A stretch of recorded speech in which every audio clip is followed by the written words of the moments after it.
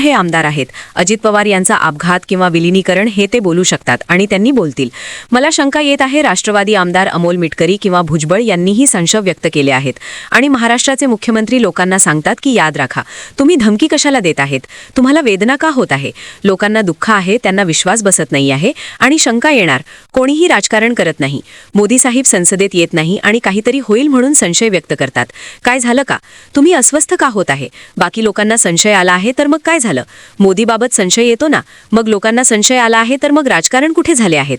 सुनित्रा पवार यांना अर्थकाथ नाही मिळालं त्याबाबत मुख्यमंत्री बोले पाहिजे. जेव्हा वारंवार कोणीही बोलतात गप्पा बसा तेव्हा लोकांना संशय येतो.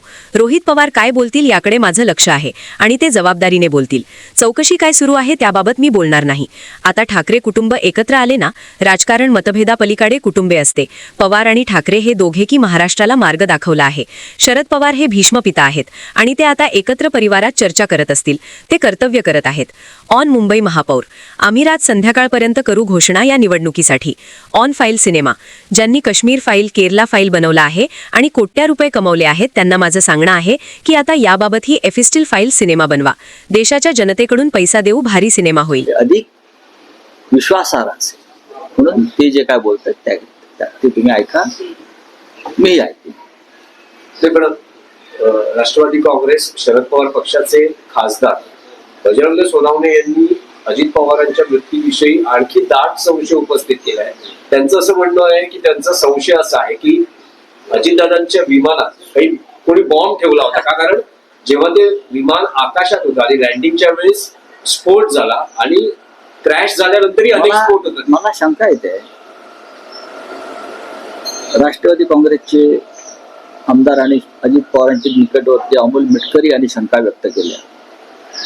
छगन भुजबळ यांनाही संशय येतो आहे.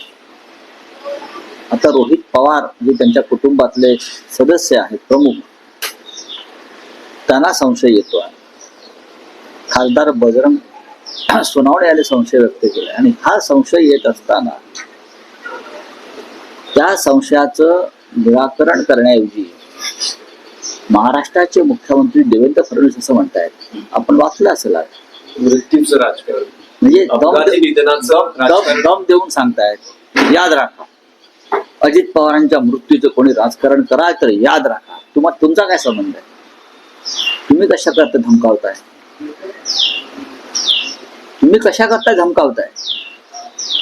त्यांच्या कुटुंबाला, त्यांच्या मित्र परिवाराला, त्यांच्या सहकार्यांना त्यांच्या मनात काही शंका असतील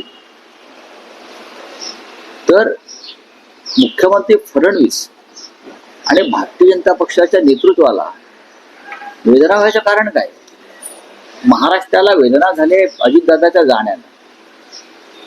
लोक शोकमग्न नाहीत. आज लोकांना दुःख आहे, लोकांचा विश्वास बसत नाही असं काही घडू शकेल. आणि जेव्हा अशा प्रकारच्या घटना घडतात तेव्हा नक्कीच विविध कंगोरे त्यातून निर्माण होतात. पण राज्याचे मुख्यमंत्री वारंवार सांगतात कोण राजकारण करतंय, राजकारण कोण करताय आम्हाला सांग. जर नरेंद्र मोदी देशाचे पंतप्रधान संसदेमध्ये बसतात, विरोधी पक्षाचे लोक आतमध्ये आंदोलन करतात, तेव्हा तुम्हाला त्यांच्या हत्येचा कट होता वगैरे हा संशय येतो. ते राजकारण नाही.